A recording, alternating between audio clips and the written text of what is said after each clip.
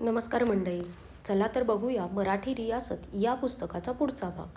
शमसुद्दीन अल्तमश. कुतुबुद्दीन यास आरम म्हणून एक मुलगा होता. तो बापाच्या पाठीमागून तख्तनशीन झाला, परंतु प्रबळ सुभेदारांच्या हाताखाली असलेले एवढे अफाट राज्य चालविण्याची त्यास शक्ती नव्हती. नासिरुद्दीन कुबाचा हा सिंध व मुलतान हे प्रांत बळकावून स्वतंत्राने कारभार करू लागला.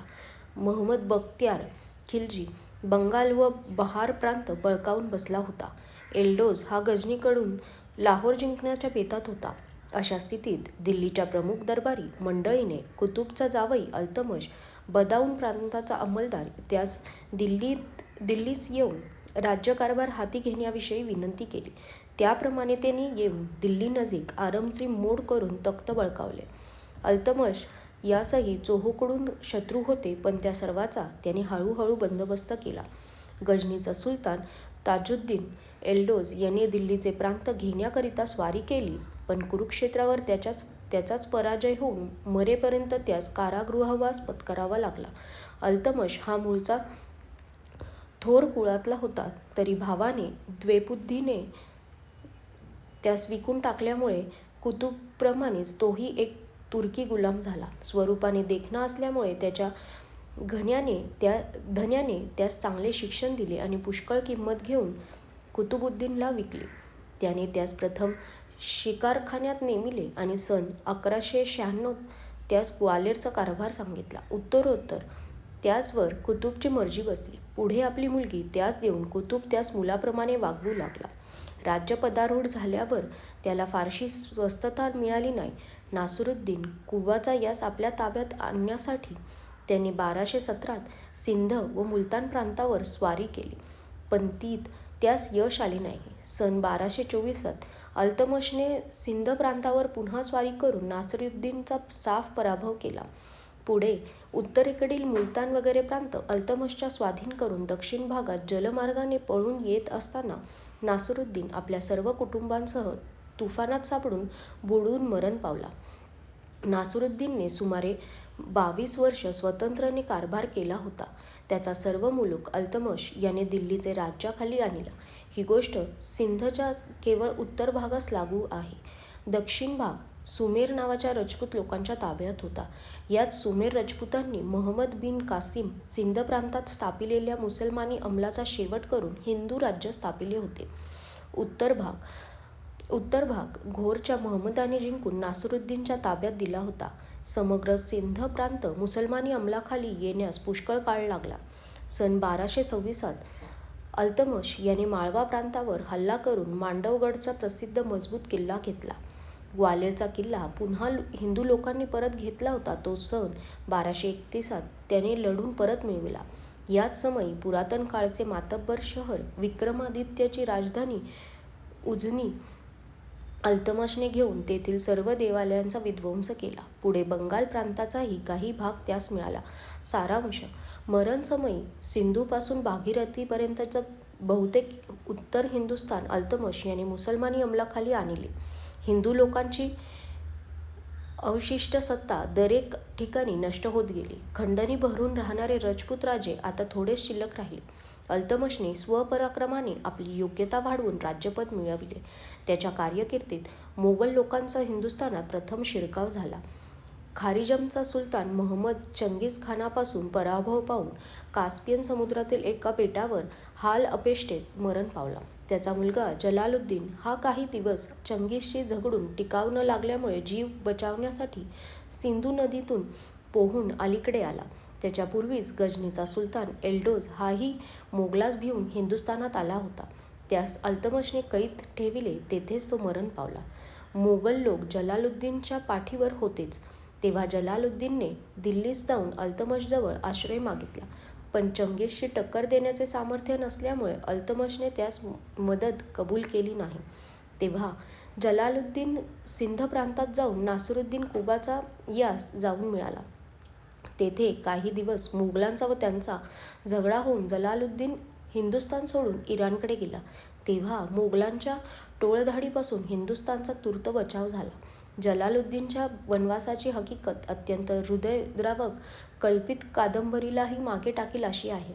या मुघलांचे हल्ले पुढे वेळोवेळी होऊन अखेरीस त्यांच्याच ताब्यात हिंदुस्थानचे स्वामित्व गेले ती हकीकत पुढे यावयाची आहे. अल्तमशने दिल्लीसच राजधानी केली. मुसलमान लोक राज्य कमावीत कोठे गेले तरी मूळ इस्लामचेच आपण अंश आहोत असे दाखवण्यास फार उत्सुक असे. म्हणूनच अल्तमशने बगदादच्या खलिफाकडून स्वतःच्या बादशाही वस्त्रे आणविली. सन 1229 खलिफाचे वकील पोशाख घेऊन दिल्लीस आले आणि त्यांनी खलिफाच्या हुकमाने अल्तमश यास हिंदुस्थानचा स्वतंत्र सुलतान नेमिले. त्यावरून अल्तमशने अनेक नवीन किताब आपल्या नावाला जोडिले आणि नवीन नाणी पाडून त्याचवर अरबी भाषेत ते किताब खोदविले. सन 1236 अल्तमश मरण पावला. सुलताना रझिया. अल्तमशच्या मृत्यूनंतर 10 वर्ष राज्यात पुष्कळ अंधाधुंदी माजली. रुकनुद्दीन म्हणून अल्तमशचा वडील मुलगा होता तो बापाच्या मागे फिरोजशाह हे नाव धारण करून तख्तनशीन झाला, परंतु अत्यंत दुर्वृत्त व विलासी निघाला. त्याच्या आईच्या हाती सगळा कारभार असे. तीही दुष्ट होती. दरबारच्या लोकास त्या दोघांचा इतका कंटाळा आला की अल्तमशचे वडील मुलगी रझिया हिलाच त्यांनी सर्व राज्यकारभार देऊन तीचकडून रुकनुद्दीन यास कैदेत ठेविले. तिने रझियातुद्दीन म्हणजेच धर्मभक्त असा किताब मिळविला. रझिया बापाची लाडकी व पराक्रमी होती. बाप दूर असता ती दिल्लीस राहून सर्व कारभार पाहत असे. राजाला अवश्य लागणारे गुण तिच्या अंगी होते. ती मोठी, बुद्धिवान व धीट होती. बायको असूनही पुरुषाच्या अंगचे अनेक गुण तिच्यात होते. ती स्वरूपाने सुंदर होती. आपल्या पश्चात हिनेच राज्य करावे अशी बापाची इच्छा होती. तिची कर्तृत्व शक्ती, न्याय चातुर्य व उद्योग अचाट होते. ती मर्दानी पोशाख करून दररोज सिंहासनावर येऊन बसे. प्रत्येक काम स्वतः पाहून त्याचा निकाल करी. पूर्वीच्या अनेक वाईट चाली तिने बंद केल्या. कायद्यांची दुरुस्ती केली आणि उमराव लोकास तिने संतुष्ट राखिले. ती इतकी व्यवहारदक्ष असताही एक गोष्टीत फसली. एका हबसी गुलामावर तिचे मन बसले आणि सगळा कारभार तिने त्याच्या हाती दिला. हे पाहून दरबारच्या लोकांनी बंड केले. तेव्हा पुढे झगडा होऊन त्यात तो हबसी मारला गेला. मग तिला लोकांनी आल्टुनिया नामक सरदाराच्या बंदोबस्तात ठेविले.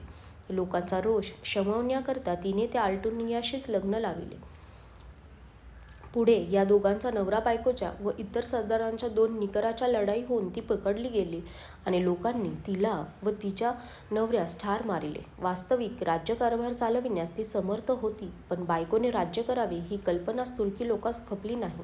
त्यामुळे तिचा नाश झाला. आजपर्यंत मुसलमानी आमदानीत 3 बायकांनी राज्यपद भोगिले. एक ही रझिया, दुसरी शजारुद्दर ही सन 1250 इजिप्तची राणी होती. तिने धर्मयुद्धात फ्रान्सचा 9वा लुई सेंट लुई याचा पराभव केला. तिसरी आबिश ही इराणात 13व्या शतकात राज्य करीत होती. वरील युद्धात रझियाचा भाऊ शहाजादा बहराम तीच विरुद्ध लढला. त्यास लोकांनी पुढे राज्यपद दिले. दिल्लीच्या तख्तावर बसलेली पहिली राणी रझिया आणि दुसरी महाराणी व्हिक्टोरिया होय. मोइझुद्दीन बहराम राज्य करण्यास लायक नव्हता. ज्यांनी त्यास राज्यपद मिळवून दिले तेच त्याच्यावर उठले. तेव्हा कित्येकास त्याने कपटाने ठार मारले. म्हणून त्याच विरुद्ध दरबारी लोकांचे कट होऊ लागले.